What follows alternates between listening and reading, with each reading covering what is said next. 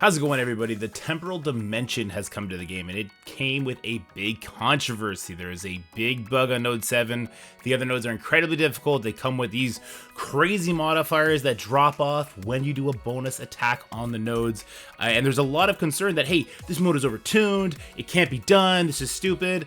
Well, I'm going to play the contrarian here, and I'm actually going to have this video showing you how to get it done completely free to play. It doesn't mean my characters are not built up. Don't get it twisted. I see Crucible team, I max the team out levels and gear tier level. So we're going to talk about that in this video, everything you need to do strategically to get through the nodes, the sort of build you should expect to have in order to do something like this, all that and more. I hope you enjoy the video. If you do, make sure you leave it a like, share it with your friends, and smash that subscribe button. I'm told I'm supposed to be saying that stuff for now. And without further ado, let's get into it. Let's start with talking just about the character builds here. So my character builds, they're all level 100, they're all gear tier 18. Iron Patriot is 4 yellow, 4 red. Leader is 5 yellow, 5 red. Namor is actually 2 diamonds. We just got lucky. We got that. Even if we didn't pull that, I would have been promoting him up there because he's so impactful as the reworked character on this 3-piece Cabal team. Like, he was great in the Kill and Tower. He's going to be fantastic when it comes to the Old Man Logan event. And I'm probably going to bring these guys, even on the free-to-play account, into Dark Dimension 7. Because I did it on the Big Spender account, and it's been fantastic. I'm going to get through the global section within 5-6 days maybe. Now that is also something you got to be very particular with your killer and everything, but they get the job done and they're so fun at Crucible. Anyway, I have all the T4s on these characters. I don't think that's necessary. I would say the leader basic is not necessary, and the Namor basic and special is not necessary. Everything else is pretty clutch. Everything else is pretty clutch. All right, and then we got the ISO 8s. You really want Skirmisher and Iron Patriot. It's going to be so important to make sure you always have vulnerables to double tap in with your leader, peeling off buffs, making sure that you are getting those Skirmisher marks out there for his passive to increase the damage taken by the enemies.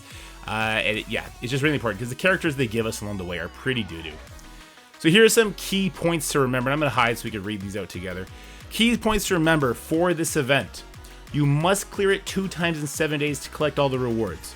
There is an hour-long cooldown once you clear it. Node 7 is currently bugged and it will be getting fixed. If you fall into the trap where you do not kill the Quicksilver, which we're going to talk about, we're going to show it, then you will be hard stuck and you're going to have to quarry the hell out of it for now. But they should be fixing it. So I would actually suggest if you got stuck in there, wait for the developers to fix it. We'll be yelling at them. You guys will be yelling at them. They have to make that right because Node 7 is way too damn early for that issue, which is just absolutely stupid and inexcusable. This video is in no way trying to say like, if you killed it, it is whatever. No, it's not okay. They need to fix that. We do have a calendar with 250 heals per day for the next 6 days. Today, there was 250 heals in the free claim on the website. Make sure you go collect that. That is possibly going to be repeating for the duration of this event. And the heals remain at a cost of 50 heals for at least 2 revives. I'm not sure if it goes beyond that. For at least 2 revives, though, it only costs 50. And because we only have 3 characters, getting 250 heals means we're getting a surplus of 100 heals every single time. So on this run, I healed once, and then I healed a second time, so I only used 50 cores. And I didn't even have to do that had I taken the time to go to the website and collect the 250 heals that were there. All right, so that's everything we need to know for this, guys. We're not going to get into the footage. It's going to be sped up, but it's still going to be a long video. So if you're looking for a particular node, make sure you check out the timestamps down below. There should be like little breaks in the video scroll bar as well. Hope you enjoy. All right, so here we are on node 7. Now, I don't want this to be misconstrued. This is not a one-shot.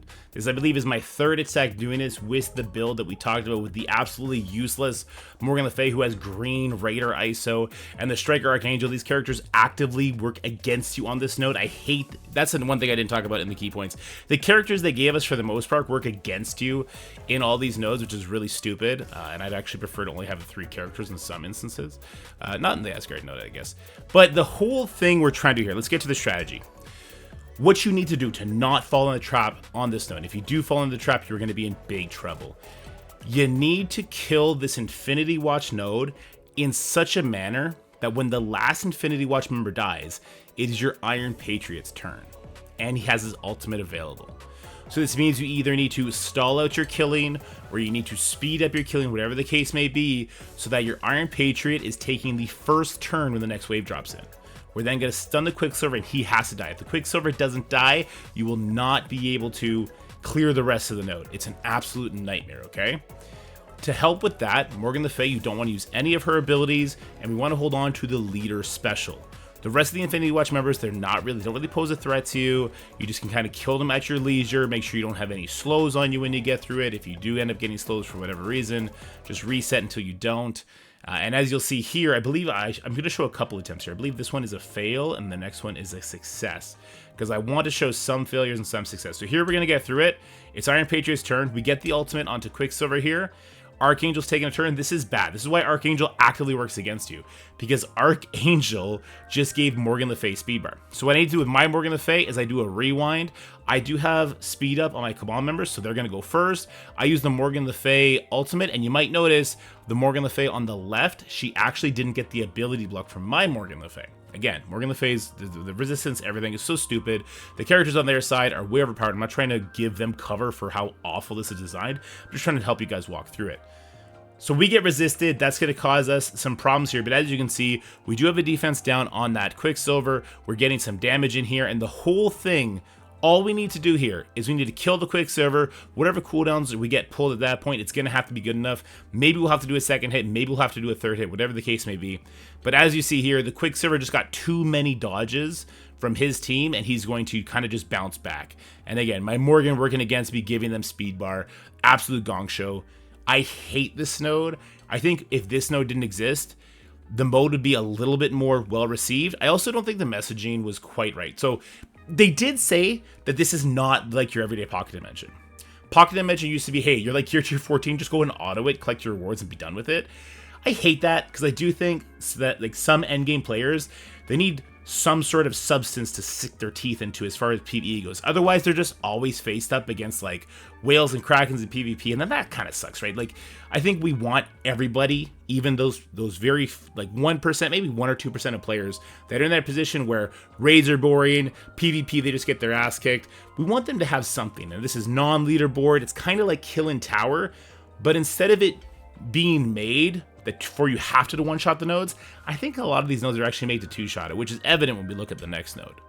Anyway, so we set it up again perfectly. We get the stun on Quicksilver here. I'm actually going to use the ultimate, I believe, from Morgan Le Fay, and the reason I did that this time is because I wanted to get the disrupt on Quicksilver, which I absolutely did. So now he's not going to get the dodges.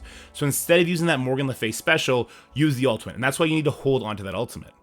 And then we use the special from Leader, and again, this is a 5 yellow, 5 red Leader, and a 4 yellow, 4 red Iron Patriot, and we get so close. We use that special from Morgan Le Fay, we get some good flips on that Quicksilver, and he bleeds out, and it's all collapsed in the chat at that point. That's right, we were also doing this live on chat. This is not the live recording. If you want to go see the live recording, it was a 2-hour adventure.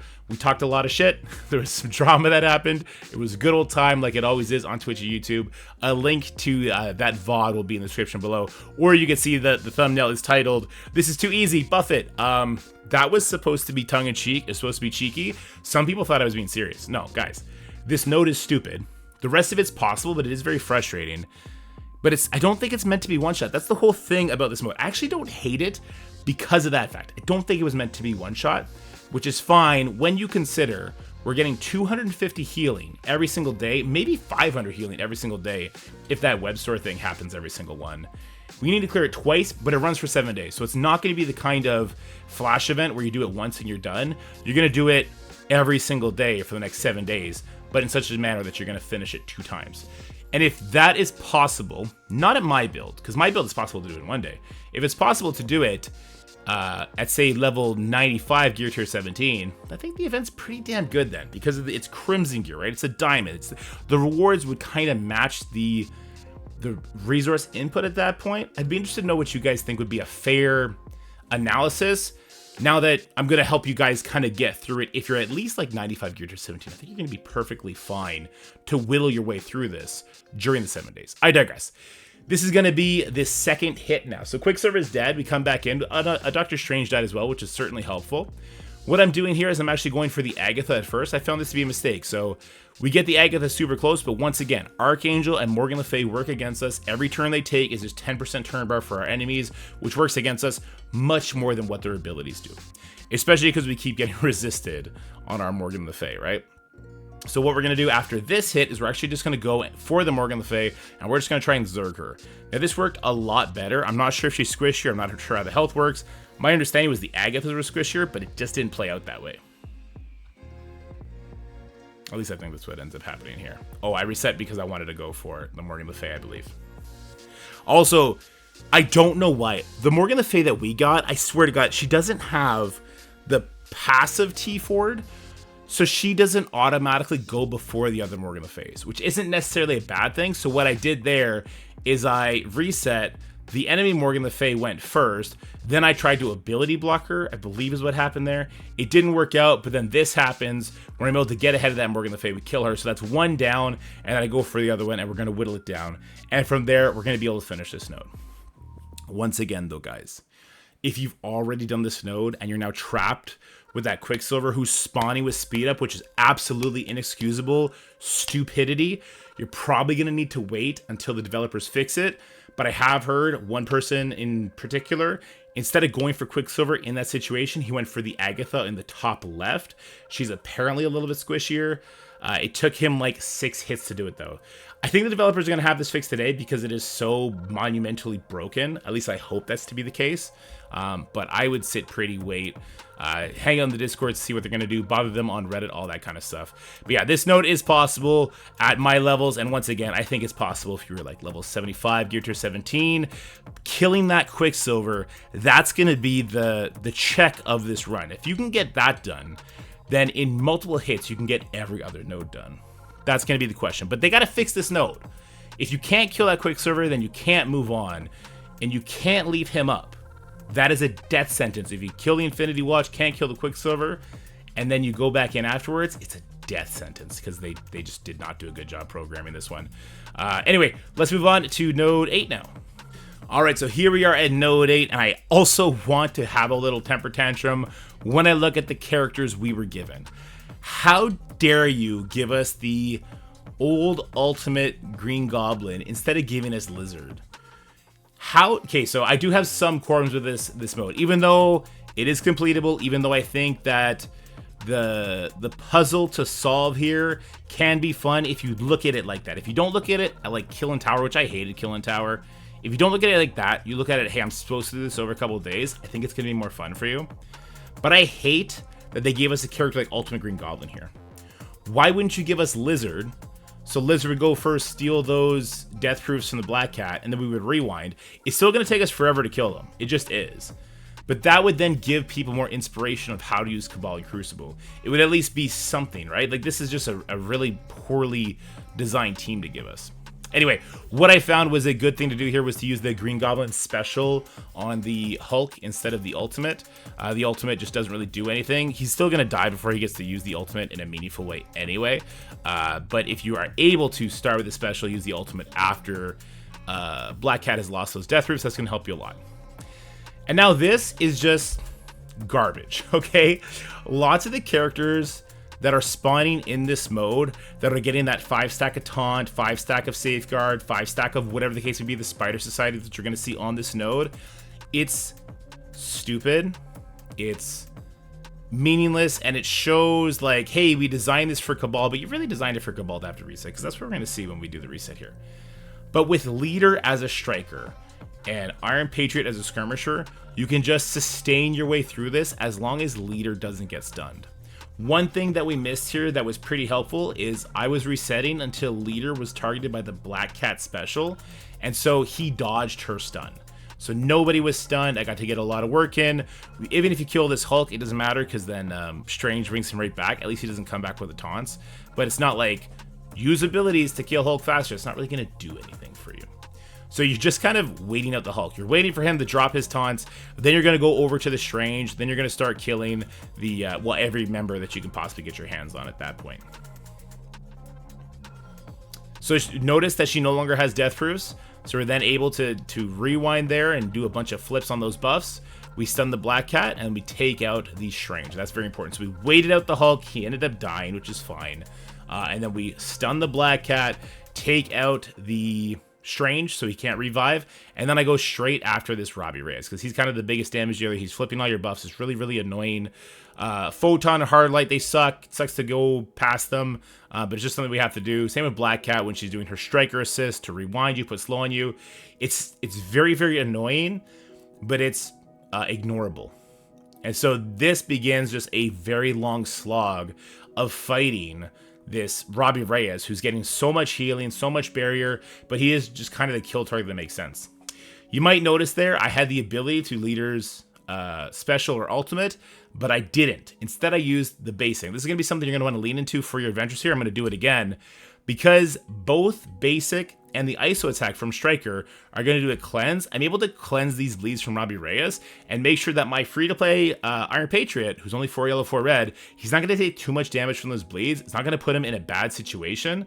And so it just protects us in the long run. So you want to lean into using that Striker skirmisher combo with Leader and Patriot as much as possible. But of course, if there is a trauma involved from Black Cat, nothing's going to help you there, right? Anyway, we start moving on over to that Black Cat. Once again, with Patriot doing an assist on every turn, we're able to kind of peel buffs faster. With him doing all his debuffs on the ISO attack, making sure he's landing that at your free-to-play level because that extra focus skirmisher gives, it's really helpful. You see, it's going to help us get through this hard light here, and then we're right back on the Black Cat. So yeah, Skirmisher, Iron Patriot, absolutely crucial to the success of this. I'm going to fast forward for a bit, guys. This is just me doing Striker attacks basically over and over and over again. I just don't want this video to be like a 40-minute video. I want to get to that second wave as fast as possible. I was just saving cooldowns. Okay, Spider Society drops in. Now, what should you do here to make sure you beat this node? Die. Okay, don't use your abilities. They spawn in with 5 buffs of everything plus Safeguard. This is so you have to die. Because when you come back in, they're going to have none of these buffs, and it's super easy. This is just where you're going to use those heals that they gave you. If you had to use them earlier, then maybe you're going to have to wait an extra day to get through this part. You can survive this. I did survive this on the other account, but the other account also has 2 diamonds on every character. It's not really relatable to anybody. I took 0 damage, and I just outweighted them, and I just killed whoever, but that's nonsense. Just die. That's why on this free-to-play account, I just died. I said, no, I'm not going to entertain this. I'm not going to be silly. Patriot died. I don't want to redo everything I just did. That makes no sense to me. So I'm just going to let my characters die, save all their abilities. And then you'll notice when we come back in, they have nothing, right? They have absolutely no abilities. My Green Goblin, I didn't use any of his abilities before, so he's got everything up. In fact, I don't actually know if they even lose their ability cooldowns. Okay, I missed it again. Green Goblin Classic comes in. I think he uses his ultimate right away. Oh, sorry. I have it edited out. Yeah, so Green Goblin Classic uses ultimate, which did a little bit of a rewind, plus put defense down. I flipped some buffs out there. But it's pretty irrelevant. At this point, because they don't spawn it with the Safeguard, you just walk over. There's no strategy here. It's outlast the Secret Defender Hulk node, die to the Spider Society 3-piece, come back in, kill them. As easy as that. Don't stress trying to one-shot this node. It's not worth it. The next couple nodes we're going to be able to one-shot. So let's go ahead and talk about node number 9 now. All right, so here we are on node number 9. This is going to be a very X-Men heavy node. The first thing you should notice is Rogue is spawning with speed up. Why is Rogue spawning with speed up? Nobody knows. Okay? It's to artificially make her go before your Kang, I guess. You can reset it until she does that. She goes for the Titania. Titania, we don't need her. Kang, he's going to be absorbing all those Gambit hits, so as long as he's not chosen, you should be okay, because he does his passive, and because all the enemies have like 50 million life, he full heals himself every time, but because he's such a shitty character as far as build goes compared to what they are, your characters will probably never get chosen to be the Gambit target. So you notice Kang, he drops low, he heals back up. I make sure I'm always hitting into vulnerable marks, so he's getting speed bar, which means he's consistently doing his heal. And remember, when he takes his turn, he actually removes his debuffs. He removes 2 debuffs before he does his passive, so that's why he's able to get these heals. Anyway, you get stuck behind the Rogue, and there's nothing to do but go at the Rogue. I'm here to check her spin. Like, why did she go first? It's because she spawned with speed up. I'm just seeing that now in post. It's absolutely ridiculous. But all we want to do is we just need to get past that Rogue taunt, and once we do, we want to get to that Storm, make sure she doesn't hit us with her special, which could stun us, and then we want to get over to that Gambit, because he's just doing his pings, and that's annoying, and then the Jubilee, because obviously she has stuns, blinds, the turn meter stuff that she does. We want to just avoid all that, right? So this first wave, nothing really crazy to write home about, and then we're going to have a Death Seed wave. So yeah, just reset until Rogue chooses not Kang, and preferably just Titania, and then stuns Titania. If she doubles up, that's perfect. That's going to make it a lot easier. Make Kang take all the hits. He'll keep healing himself up. Get past Rogue taunt. Kill everybody, starting with the Storm if you can help it. And then, yeah, this next wave will then drop in. You notice Kang does absolutely no damage. I'm so... Could have showed us a lot of cool Crucible teams. Anyway, so we use the Kang ultimate right out the gate. If you don't have that up, that's fine. I go directly after the Magneto, so we're going to get a good turn meter rewind on him there. We get the Disrupt on him, and I avoid him pulling me down whatsoever. You see Archangel just doesn't really hit that hard. Now again, this is gear tier 18, level 100. If you take each of those down, a full gear tier and a full level thing, I think you'll still be okay. It'll probably just be a little bit more difficult. So once Magneto is under control, I then want to get on top of that Dark Beast. There we go. Because Dark Beast, obviously, he's going to revive on his second turn, right? So we just don't want that. So we go ahead, we take him out. And after that, it's Archangel. Because Archangel, he can kill us, turn meter rewind. It's all very annoying stuff. This is a node that you can very easily one-shot. It's probably a little bit of a gear check and damage check to make sure that Archangel doesn't just start running roughshod over you. But I don't think it's very intense. This is kind of a gimme node. We'll go for the Nemesis next because Psylocke kind of already did her thing. Nemesis with percentile damage could be annoying. We want to make sure we don't like get our buffs flipped. I think his ultimate flips some stuff too. So we don't want that to happen leading to the next node or next wave. And so what I've done at this point is I've made sure I have my Iron Patriot ultimate available. You obviously can't hit the Forge that right away, but once you get past the taunt on Sunspot, because of course Sunspot has a taunt, then you could use the second turn here to get the stun on him. This is going to be very helpful if you can get an Iron Patriot assist onto that Forge beforehand to give him defense down. And just, you got to get past that dodge before you can do it, obviously. Once he's stunned, though, it's easy peasy. If it doesn't line up for you that way, and Forge does get to use his ultimate, it's not the end of the world. Just make sure you have your Namor ultimate up, or your Iron Patriot special up, so he'll do all those buffs, then you flip those buffs, then you stun him, and then you kind of go into cooldown creation mode. We don't really need cooldowns heading into the next node whatsoever, so if you have to blow things to get through this, that's perfectly okay, but kill target is definitely Forge, then Sunspot, then Nightcrawler. Nightcrawler's going to be annoying. He's going to do stuff to you, that's okay. Deal with him last because the damage isn't so obscene. I think my Kang dies here, but Kang is so weak on this node. He fulfilled his purpose just by eating those hits from the Gambit in the first wave. Let me fast forward a bit because I noticed there's still 2 minutes left of this where we're just basically going to be auto-attacking all the way to the end. Alright guys, so let's head over to node 10, which is another very, very difficult node.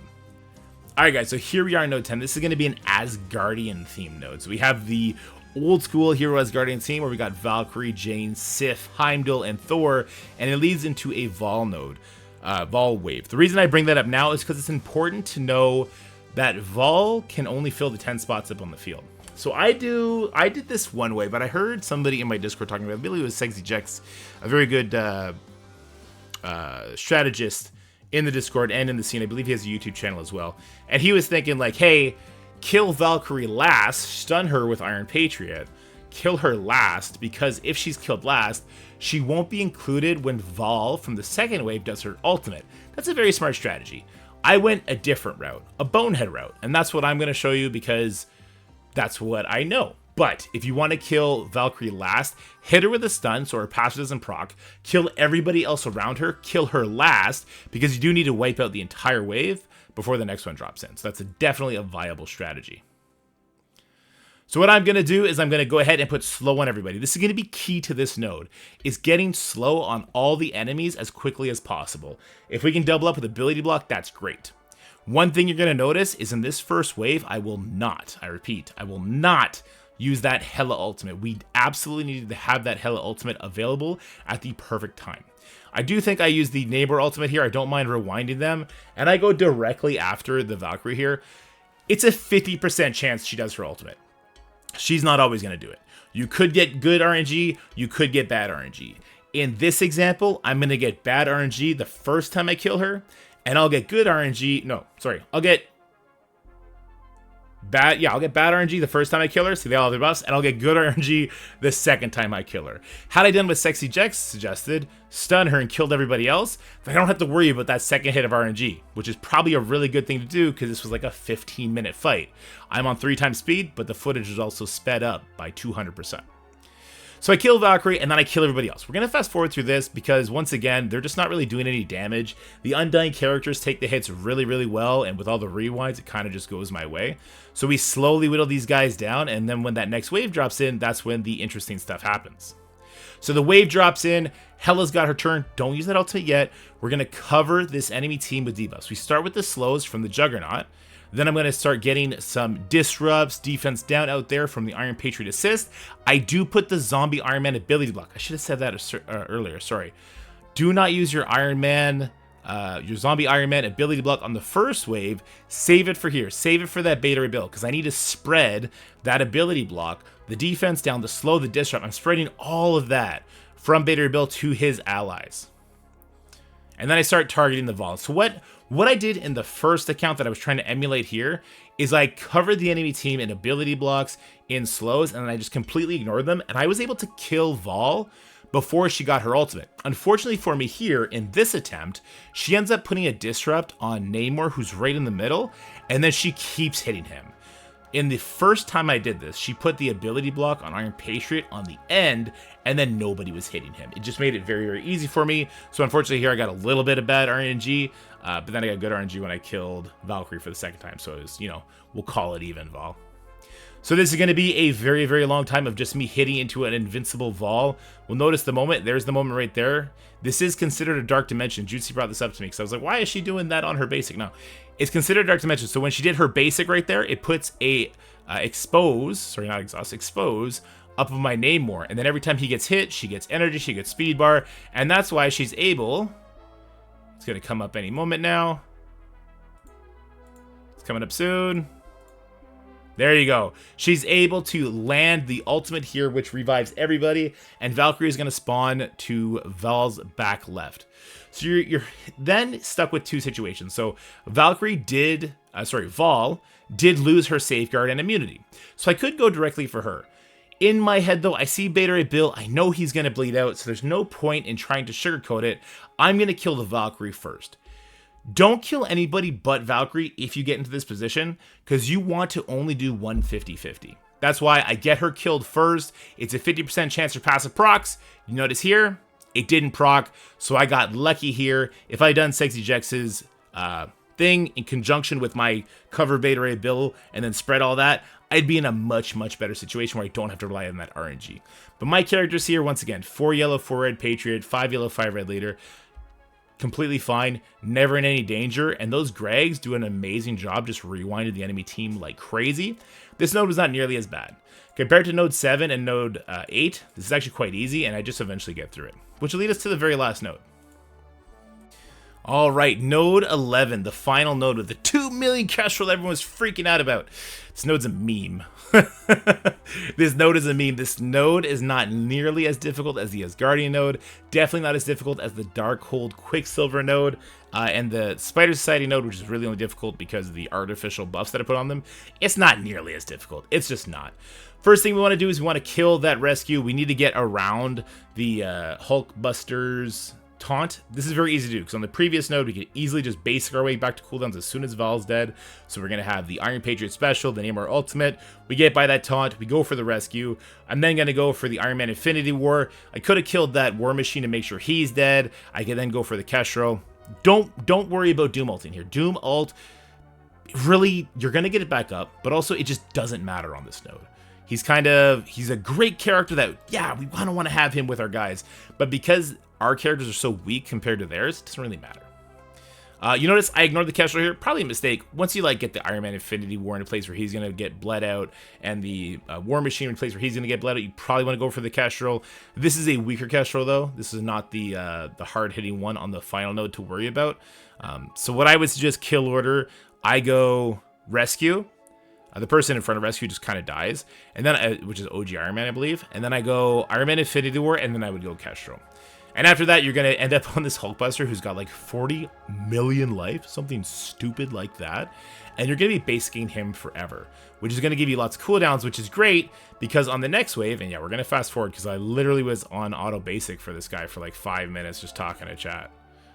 This wave comes in. Now we have another Hulkbuster with another like 40 million life, and we have 2 War Machines over there with offense up. They hit incredibly hard if they get a turn, which is why you don't let them get a turn. I use Gargantuan there, and I'll even use the Iron Patriot special to get through them, and then they're dead, and then once again, we're just beating on the Hulkbuster forever. If you want to use your leader ultimate to get your Namor ultimate and special up from Patriot faster, go ahead and do that. And that leads us into the next wave, which is rescues and an Iron Man Infinity War. This is stupid. Okay, put a disrupt on the Iron Man who's in the middle, and then one-shot all the rescues. Because they're like Hero Campaign Chapter 3 level difficulty. And even if you don't kill them, they just heal. They put I don't know what these characters were meant to do. So put a disrupt on Iron Man, kill everybody else, and then here comes these Iron Mans. There's 3 waves of Iron Mans. What you want to do, and sorry, it's going to be hard because I have it so sped up, is you want to look for the Iron Man that has the lowest power level. So you notice this one has 441, the one on the far right, 389. So he's got a lower power level, but he's the only one who really has damage. The other Iron Mans are not going to kill your Doom. They'll kill your Doom bots, but who cares? This Iron Man will kill your Doom, and if you want to kind of just keep your Doom around for that final wave to help out a little bit, it will help you. So then you might as well go for this one. So once again, the Iron Man that has 389. The first one is in the back right. The second wave of Iron Mans is in the front left, and the third wave of Iron Mans is in the front right. But just check for yourself, because maybe it's random. I don't think it is, but maybe it is. Look for the Iron Man with the lowest power stat. Again, that's in the top right corner, okay? And yeah, I just gotta basic him down. We kill him. Don't be afraid to use your Iron Patriot ultimate to stun them, or definitely get a slow on them, or Terminator Rewind. Don't be afraid to do that. We just want to make sure we head into the final wave with a buff flip available. So this is the first wave of Iron Man's down. And then we look for them, and then here you see he's in the front left, so we do the exact same thing. I throw the Doom ult, because again, those Doom bots don't matter. I'll throw the stun again here. And you see we're just controlling that super powerful Iron Man. And the rest of them are basically Iron Man robots. So let's go ahead and fast forward once again, because we're doing a lot of basics. We see the one in the top front right is our issue here. So then we go for him. I'm even going to use the special here, I believe, because I really don't want him to take a turn. I want to save my Doom. And there you go. He's nice and dead. So then we're going to auto all the way through this wave as well. Oh, sorry. The last wave drops in. And this is where we're going to have a Darkhawk, the 2 million powered Kestrel, and then an Ironheart. So I used the Namor ultimate there to peel off a bunch of buffs, and then I'll use the special because I want to get the rest of those buffs off. Now, what I want to do is I just want to ignore the Kestrel. Kestrel's going to do what she's going to do. I normally would use the Absorbing Man special before her turn to make her kill my Absorbing Man instead of somebody else. In this attempt, I had a bunch of Doom bots, and she ulted a Doom bot instead, which was great. And then Absorbing Man just did nothing, which is what he does in Crucible, so at least he's consistent. So the first character I like to kill is Ironheart. Before you just tunnel Ironheart down, you might notice there's a bunch of debuffs on Darkhawk. Remember, your Iron Patriot assist is going to put 2 turns of slow if you have that T4 on, one turn of slow if you don't, plus defense down, plus disrupt, all that kind of stuff. So I peel off all the buffs from Ironheart. As soon as I get a chance, I make sure I use either a Namor Basic or Leader Basic, targeting the Darkhawk. That's going to get the slows on him. I'll stun him with the Iron Patriot. Then we tunnel him out after Ironheart's dead. So once again, get all the buffs off Ironheart, get a slow and a stun over on Darkhawk, kill the Ironheart, back to Darkhawk, and by then the Kestrel should have lost all of her buffs, and we're going to go from there. Now this Kestrel, once she's alone, you win. It doesn't matter that she's 2 million power, okay? I mean, if she ults, it'll be problematic if she kills somebody, but then also, just like leave it. I reset it when that happened to me the first time. I could have just left it, healed, and then came back in and was fine. But once she is alone, if my Iron Patriot would be so kind as to peel some buffs, he actually survived her ultimate there, which was because he blocked. Once you strip her buffs and you get a stun on her, you will never lose it because she'll have slow. You can rewind her with Gargantuan. You can get extra energy with Leader to stun her again, which is exactly what happens here.